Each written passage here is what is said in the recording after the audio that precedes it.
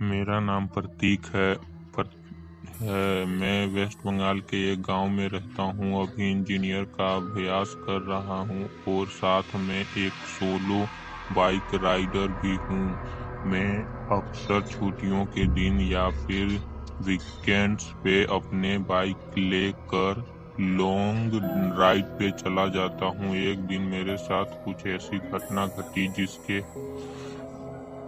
आज भी सोचता हूँ तो मेरे शरीर की रूह तक कांपने लगती है। आज से 2 साल पहले की बात है। मैं अपने बाइक लेकर कोलकाता लॉन्ग राइड पे गया था। रास्ता 3 दिन का था, इसीलिए मुझे पहले से ही वो होटल बुक करनी पड़ी थी। एक बार रास्ते में मुझे बहुत भूख लगी थी, इसीलिए मैंने अपनी बाइक को साइड में पार्क किया और पास में नाश्ते की दुकान पे जाके 2 वड़ा पाव खा लिया। बाद में मैंने अपनी ट्रैवलिंग की शुरुआत कर दी। कुछ समय बाद शाम को अचानक मेरे पेट बिगड़ने लगा।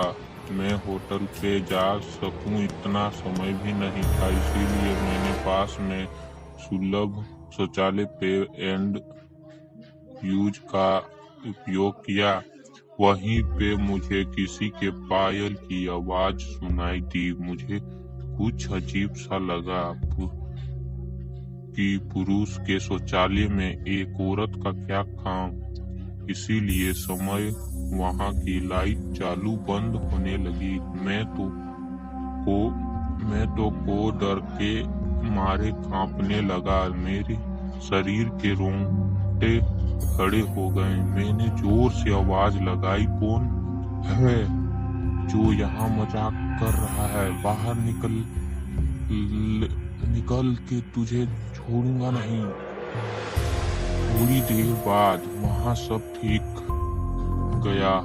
मैं जल्दी से बाहर निकलने की कोशिश कर रहा था, लेकिन वॉशरूम का दरवाजा नहीं खुल पा रहा था। मैंने चौकीदार को आवाज लगाई तो उसने आंखें देखा तो दरवाजा बाहर से खुला था। फिर उसने आवाज लगाई, दरवाजा खुला है, आप थोड़ा धक्का लगाएं।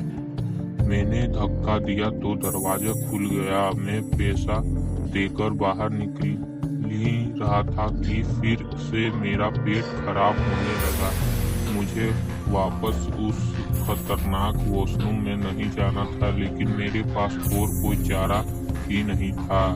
इस बार लगभग 2-3 मिनट होगी कि वापस से लाइट चालू बंद होने लगी और साथ में कोई फ्री हंसने की आवाज भी आने लगी। मुझे काफी डर भी लगने लगा, कोई मुझ पर बैठा गया हो। मैं अपनी पूरी ताकत लगा के खड़ा हो गया और दरवाजा खोल के बाहर निकल गया। बाहर देखकर मैंने देखा कि सुलभ शौचालय का मुख्य दरवाजा बंद था और उस पर काफी सारे जीवजंतु चिपके हुए थे। यह सारा खौफनाक दृश्य देखकर मेरे प्राण की निकल गए हो ऐसा महसूस होने लगा। जोर जोर से रोने लगा। वहाँ पे काफी अंधेरा था और काफी दुर्गंध भी आ रही थी। मुझे लगा कि मैं यहाँ से कैसे बाहर निकल पाऊंगा। उसी वक्त मेरे सामने एक बड़ी बड़ी लाल आंखें वाली, लंबे बालों वाली भयानक औरत खड़ी थी। उसे देखकर मेरे तो होश ही उड़ गए।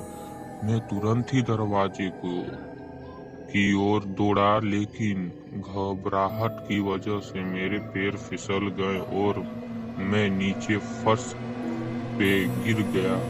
पायल का आवाज कर रही वो भयानक औरत मेरी तरफ आ रही थी।